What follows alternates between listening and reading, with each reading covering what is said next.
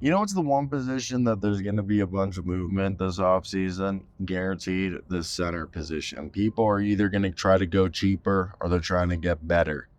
Now, Clint Capela has been a staple at the big man position since his days with the Rockets and to now with the Hawks, and he's been consistent. Now, he might have lost half a step or so, but he's still a really good offensive rebounder.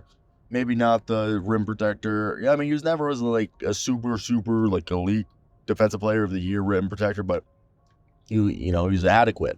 And what we're hearing is the Hawks are expected to make Clint Capela finally available for trade. I mean, they gave Onyeka Okongwu an extension this last offseason. So they're putting him on the block. And I've said I wouldn't be surprised if Atlanta then gets a backup in the draft for Onyeka or gets a free agent. Or, because I think their thought is Onyeka's the rebounding 5 next to the 4 that's probably going to be Alex Sarr, unless they love Risache.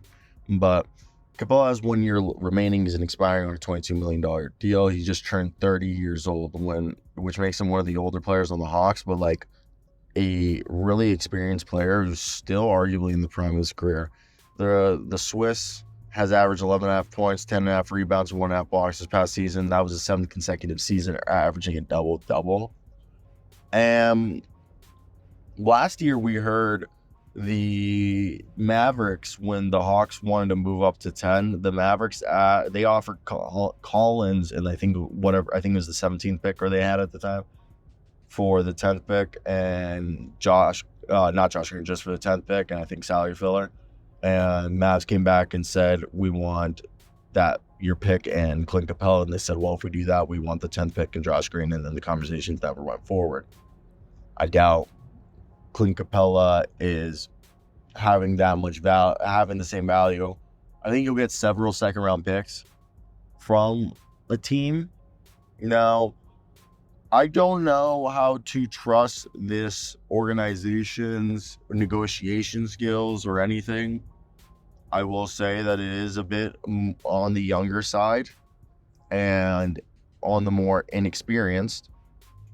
So for me, I am curious to see how this is all going to play out, because I think they need to move him, and we know they're probably going to also move DeAndre Hunter, maybe Bogdan, maybe Trae Young.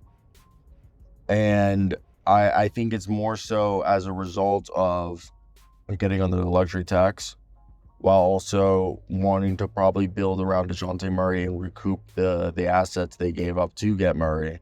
And I think they view Murray maybe almost at the same tier or half a tier below Trae Young, and he's way cheaper and probably easier to build a team around because he's a two-way player.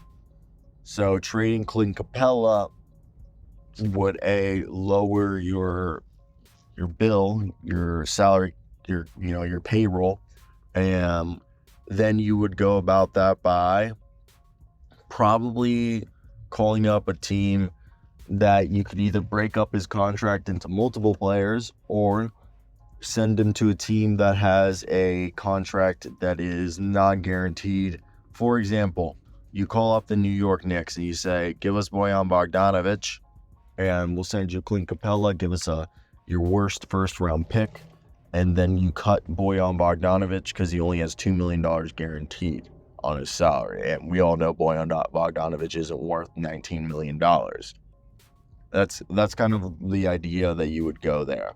So what are your thoughts down below in the comment section? What do you guys think of the idea of Capela being traded? Are you guys in agreement, or are you guys anti the idea of Capela being put on the block? Bye.